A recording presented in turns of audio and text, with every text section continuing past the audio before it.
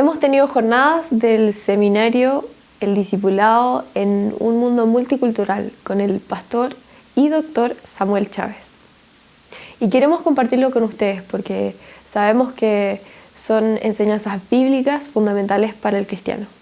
Bienvenidos a este nuevo programa TV Encuentro.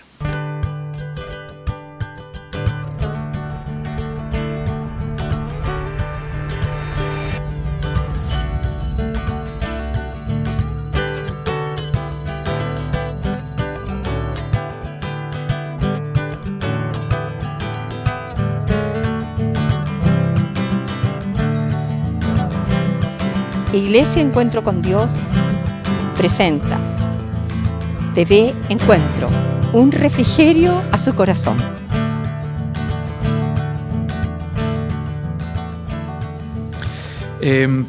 Vamos a ver que el discipulado varía, no siempre es igual. Varían los discípulos en su contexto, en sus vivencias. El discipulado por eso es complicado, porque no se puede ejercer de la misma manera en todo lugar con toda persona. Y es más, los mismos discipuladores, cada uno de nosotros que queremos discipular, tenemos diferentes características.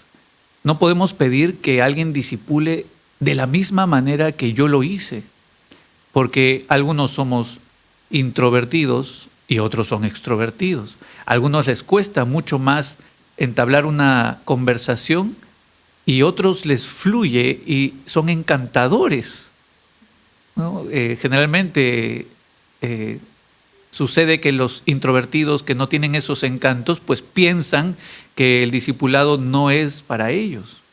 Y algo que quisiera que entendamos, que bíblicamente lo comprendemos por Mateo 28, es que todos hemos sido llamados a ser discípulos.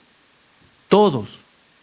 Ahora, hacer discípulos no solo significa ir y predicar el Evangelio. El discipulado no es un programa, es un estilo de vida.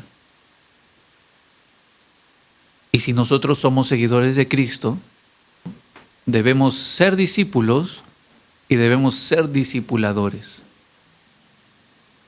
Como todos estamos llamados a las disciplinas espirituales y como todos estamos llamados también a predicar el Evangelio. Todos estamos llamados a discipular, al discipulado en general, ser discípulo y discipular a otros. Nuestro discipulado debe caracterizarse porque el discípulo da fruto. El discipulado busca que el discípulo dé frutos, crezca en su temor de Dios, no decrezca, sino que crezca. Y en eso su adoración sea cada vez más completa, en cada área de su vida. ¿Qué es el discipulado?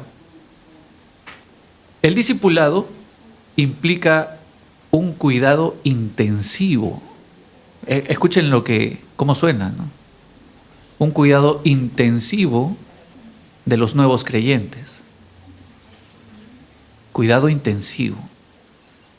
Ahora, ¿cómo uno piensa en cuidado intensivo? Uno piensa en UCI, ¿no? Unidad de cuidados intensivos. ¿Y qué característica tiene esto sino un monitoreo constante, una cercanía, ¿no? Una atención a cada área de su vida? No es un control, sino atención y acompañamiento para ver por el bienestar de cada área de su vida.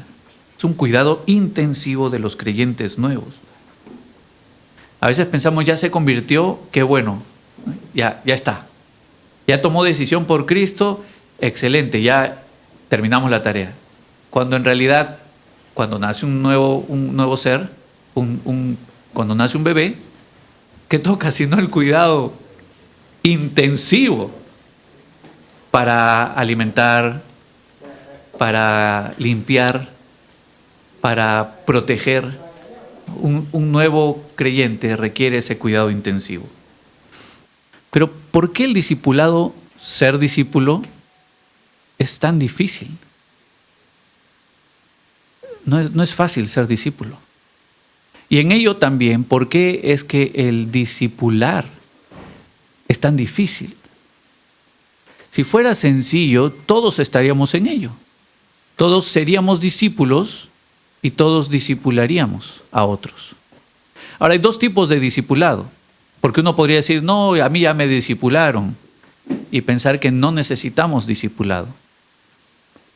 Hay dos tipos de discipulado que podríamos diferenciar. El primero es el de los nuevos creyentes, en donde la comunicación debe ser mucho más constante. Como les decía, es un cuidado intensivo de los nuevos creyentes, en donde se habla con ellos semanalmente, definitivamente, y a veces interdiario, y a veces diariamente. Entonces, ninguno de nosotros podría decir, yo ya no necesito ser discípulo. Todos aquí necesitamos ser discípulos. Y todos aquí necesitamos de un discipulador intensivo o de un discipulador que más podríamos llamarle un mentor. Un mentor que ya guía a alguien maduro a perseverar y seguir desarrollándose en la fe. Todos deberíamos tener a alguien así. En ello, también cada uno de nosotros desarrollar un discipulado así para con otros. Pero ¿por qué hay resistencia? El discipulado es costoso.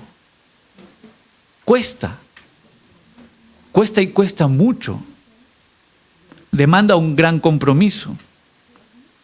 Por eso no se puede discipular a todos los que uno quisiera. A veces uno quisiera discipular a muchos. En el grupo de jóvenes profesionales hay 160 muchachos, pero asisten a las células un poco más de 100. Ahora, yo quisiera cuidar de todos, pero no se puede, no tengo tiempo para eso. Y entonces uno tiene que comprometerse con algunos, pero no porque son muchos, dejar el discipulado a un lado. Frustrado porque no puedo cuidar de todos. Por eso en nuestra iglesia hay grupos celulares en donde no se recomienda que sean muy grandes. Hasta es más, un autor menciona lo siguiente: en ocasiones los discípulos viajan para hacer maestrías, para hacer un intercambio en otro país, o porque tienen un trabajo temporal afuera. ¿Cómo hacer con ellos? No se debe dejar de discipular a esas personas. Pero como esta labor de discipulado con gente de afuera es más pesada, se considera tener solo 1, 2 o 3 de ese tipo. Pero nunca se debe dejar de discipular. Si es costoso, va a demandar de nosotros tiempo, va a demandar de nosotros fuerzas, sueño, va a demandar de nosotros a veces dinero. Entonces es bueno que entendamos con cuántos podríamos nosotros trabajar, pero no dejar de hacerlo. Hemos recibido una muy buena invitación, aunque realmente esto es un mandamiento que Jesús mismo nos hizo una vez que ya había resucitado. Sigamos aprendiendo acerca del amor que involucra el discipulado. Cuando nosotros revisamos a Pablo hablándole a Timoteo, se evidencia un afecto realmente de padre a hijo. Cuando nosotros leemos sus palabras, miren cómo Pablo le habla a Timoteo. Versículo 2. A Timoteo, amado hijo. A Timoteo, amado hijo. Versículo 4. Deseando verte al acordarme de tus lágrimas para llenarme de alegría. En la Reina Valera dice, anhelo verte para llenarme de alegría. O sea, hay un deseo intenso de ver a Timoteo y que eso lo va a llenar de alegría. Ahora, eso se evidencia en una relación entre padre e hijo. Padre e hijo se logra o se tiene un afecto tal que hay un deseo fuerte por verse y uno extraña cuando no puede ver al hijo. El discipulado carga con lo mismo y debe cargar con lo mismo. Es decir, no solo va a costar en tiempo, fuerzas, sueño y dinero, sino también en emociones. Un capítulo que tal vez no toquemos hoy día, quizás mañana, es el capítulo del discipulado y el sufrimiento. Porque definitivamente el discipulado nos va a hacer sufrir. Nos va a hacer sufrir porque vemos las caídas del otro, porque amamos tanto que deseamos su crecimiento.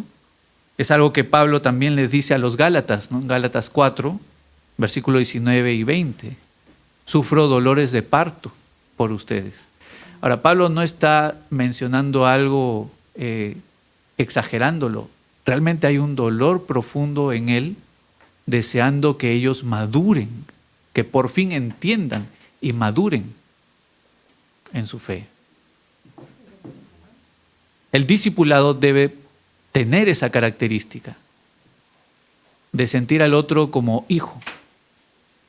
Hablando de discipulado intensivo, realmente sentir en el otro un amor como si fuera tu hijo.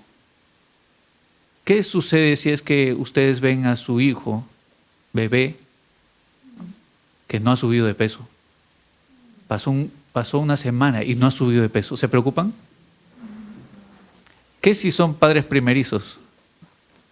Lo llevan a emergencia, ¿no? Para que lo metan a cuidados intensivos y lo sanen ya, ¿no? Porque hay una desesperación, hay un deseo fuerte por crecimiento. Hijitos, dice Pablo, hijitos. A Timoteo no solamente le dice hijo, sino él también se refiere a los creyentes como hijitos, a los que él los va a instruir, los discipula. Y este hijitos habla de una relación especial de ternura, realmente tierno. Ustedes podrían decirle a alguien que no es su hijo sanguíneo, sino su discípulo espiritual, hijito. Hermanos, ¿cómo estamos desarrollando nuestro discipulado? Primera pregunta, ¿estamos desarrollando el discipulado? ¿Lo estamos ejerciendo? Siendo creyentes, entendiendo que esa es nuestra responsabilidad, ¿lo estamos haciendo? Número 2, ¿cómo lo estamos haciendo?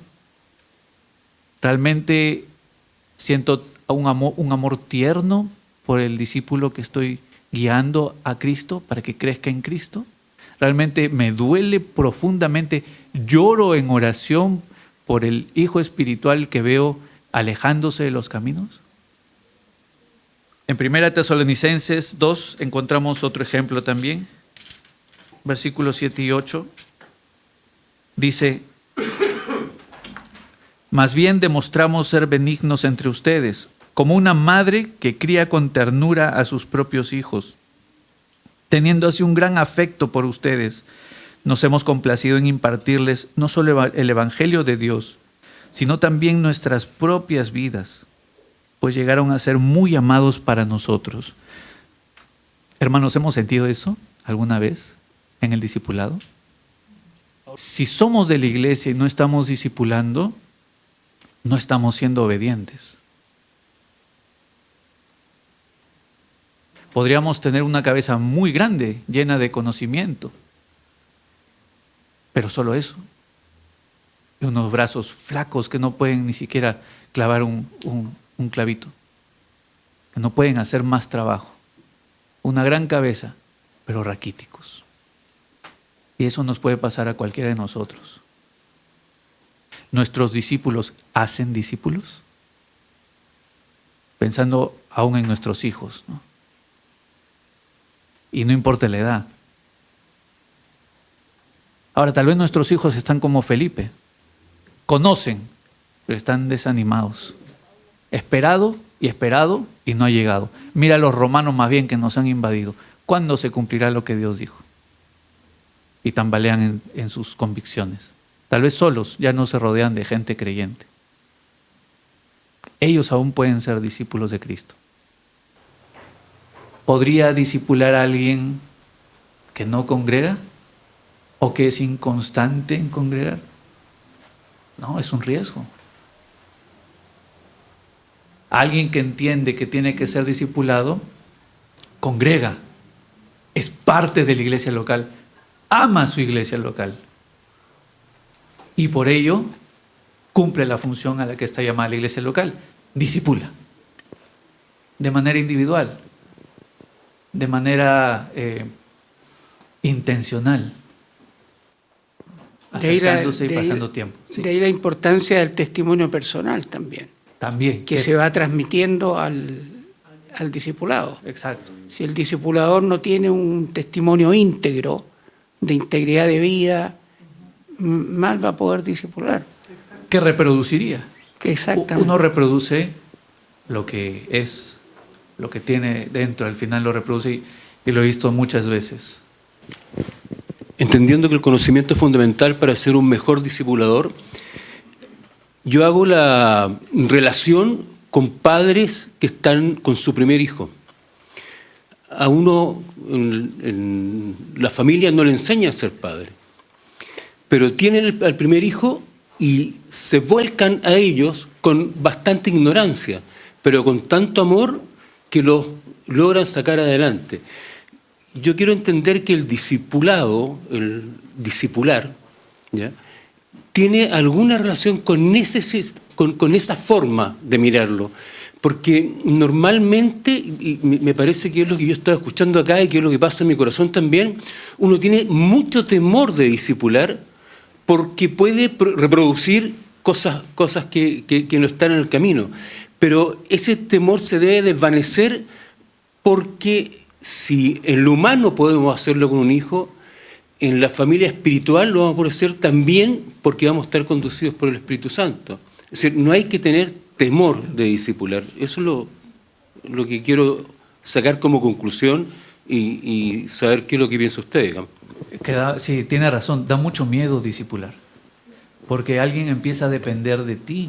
Si bien dependen de Dios y su crecimiento lo da el Espíritu Santo, uno, cumpliendo la tarea que Dios le ha dado, uno podría hacer mucho daño. Por eso la gran importancia de no solo discipular, sino ser discipulado. Ahora, el Espíritu Santo nos guía y nos da las capacidades para ello, pero nos ha dado la iglesia para que nos ayude a hacerlo bien. Nos vamos a equivocar, como lo dije en un momento, lo repito, el compromiso no es perfección. Nos vamos a equivocar, pero si tenemos a alguien que nos mentorea, nos va a ayudar a corregir y poder ir a la persona que discipulamos y pedir perdón si hemos hecho mal. Y algo muy interesante que usted ha mencionado es lo que ocurre en la cultura occidental. En la cultura occidental, generalmente los padres no enseñan a los nuevos padres a ser padres, pero en la cultura oriental no es así.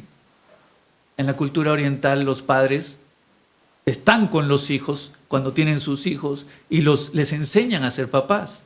Las abuelas están muy involucradas en enseñarle a las hijas a ello. No solo las abuelas, las tías también. En la cultura oriental eso es natural, en la cultura occidental no. En Latinoamérica cada vez vamos perdiendo eso y cada vez se hace la paternidad una paternidad solitaria. Hay charlas prematrimoniales, ¿no es cierto? Pero no hay charlas prepaternales o prepaternidad. Qué grandes ejemplos nos deja el apóstol Pablo con el amor que entregaba a sus discípulos. Ahora, en este último bloque, veremos qué pasa cuando nos integramos en esta gran familia que es la fraternidad en el cuerpo de Cristo, su iglesia. Ahora, para esto, vamos a leer Hechos 2 del 41 al 42. Entonces, los que habían recibido su palabra fueron bautizados y se añadieron aquel día como 3,000 almas y se dedicaban continuamente a las enseñanzas de los apóstoles, a la comunión, al partimiento del pan y a la oración. Después de haber leído esto, el pastor nos hizo reflexionar en las siguientes preguntas. ¿Has vivido esto? ¿Estás viviendo esto? ¿Es necesario vivir esto? Este pasaje nos habla de algo maravilloso, una comunidad que comparte, tiene las cosas en común, que se interesa el uno por el otro. Si se dan cuenta, es el mismo amor que se ejerce en el discipulado, pero ahora en la comunidad. Y es que cuando uno viene a Cristo, uno es nueva criatura. uno nace de nuevo, ¿no? Es lo que Jesús enseñó. Y en ellos somos no solo un nuevo bebé, sino un nuevo integrante de una familia. En una familia, ¿qué hay sino confianza? Al menos debería haber, ¿no? Afecto. Y algo particular, en una familia hay hospitalidad. En una familia, piensen en su familia de sangre, realmente mi casa es tu casa. ¿Por qué sería diferente con la familia de la iglesia? En la familia de la iglesia, la hospitalidad debería ser similar, porque somos familia de verdad, no en teoría, en realidad somos familia. La hospitalidad tiene particularidades. La hospitalidad, por ejemplo, uno invita a casa y si se levanta el invitado para lavar su plato, el hospitalario no le dice, yo lo lavo. El hospitalario le dice, adelante, es tu casa. El hospitalario hace sentir al que viene en familia. Al hijo que llega a casa, a la hija que llega a casa, no le dices no lave los platos, más bien le reclamas si no lavan los platos. Oye, ya pues, ¿no? Vienes a tragar nada más, como dicen. Entonces realmente la hospitalidad es algo que no lo hemos desarrollado muchas veces como iglesia. Y no me refiero a la de ustedes, hablo en general. Pienso también en mi iglesia, pienso en mi casa. Tantas veces he dicho, no toques los platos. Los monasterios que empezaron a surgir en el siglo VII, si no me equivoco, siglo VII, se caracterizaban por su hospitalidad.